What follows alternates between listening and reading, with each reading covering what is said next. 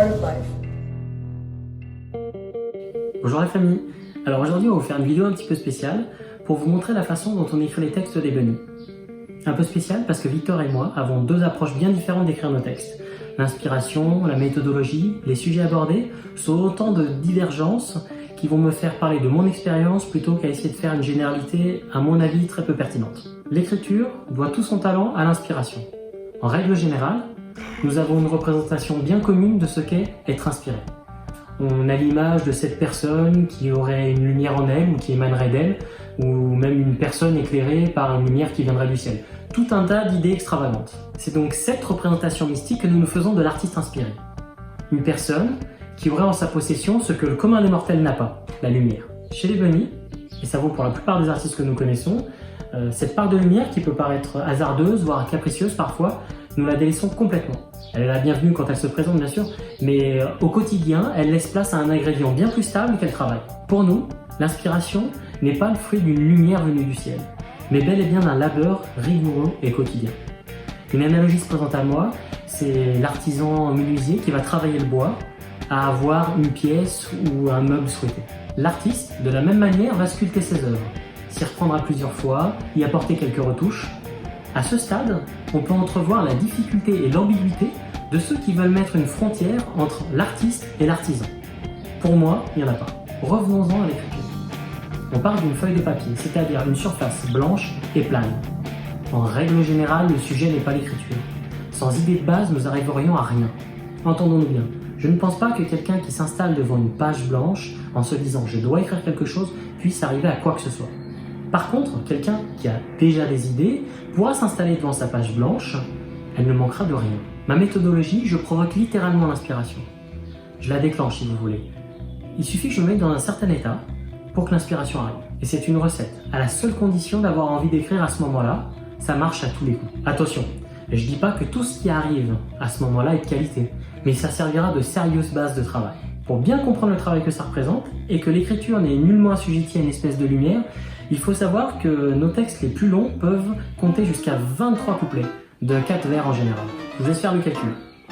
Ça fait 92 vers, sachant que j'en valide 3 à 4 maximum par journée dédiée à l'écriture. D'ailleurs, pour petite info, c'est en moyenne 1 vers sur 5 que je valide.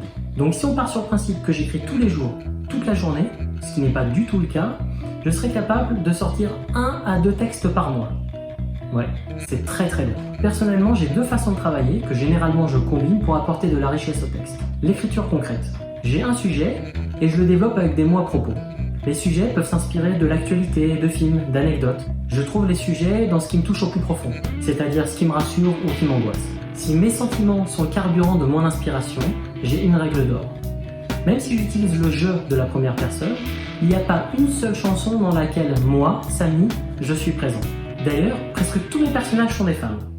Cette règle, à la base, me permettait de ne pas être narcissique et de pouvoir adopter une multitude de points de vue. C'est comme ça que je me suis retrouvé dans des corps et des situations complètement improbables et donc complètement inspirants.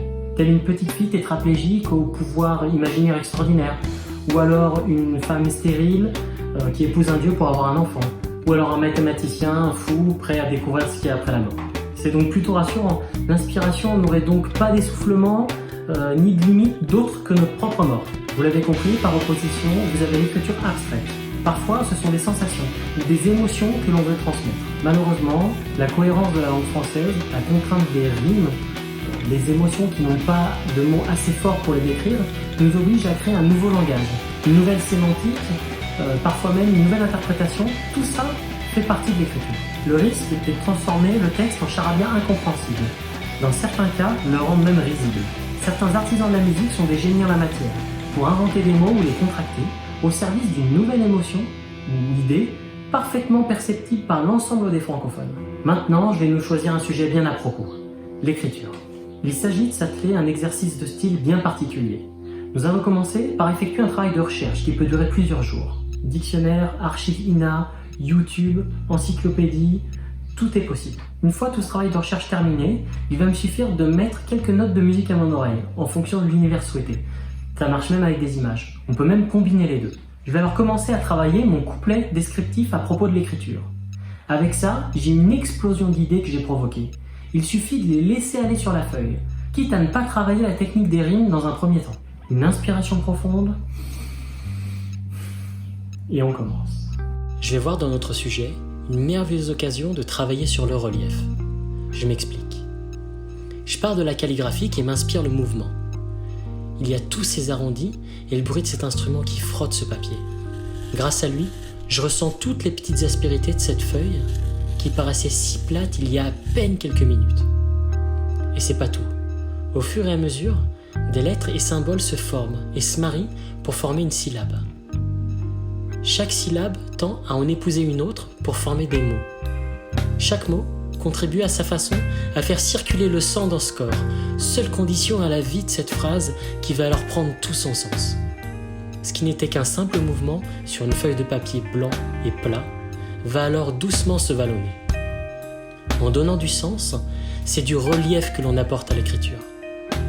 Ce texte aura transformé ce papier blanc et plat en une ville infinie de recoins, de cachettes, de complexité et infinie de hauteur. Et voilà, elle est artisanale, il n'y a pas de rime, elle me servira de belle base de travail pour mon futur texte. À très bientôt!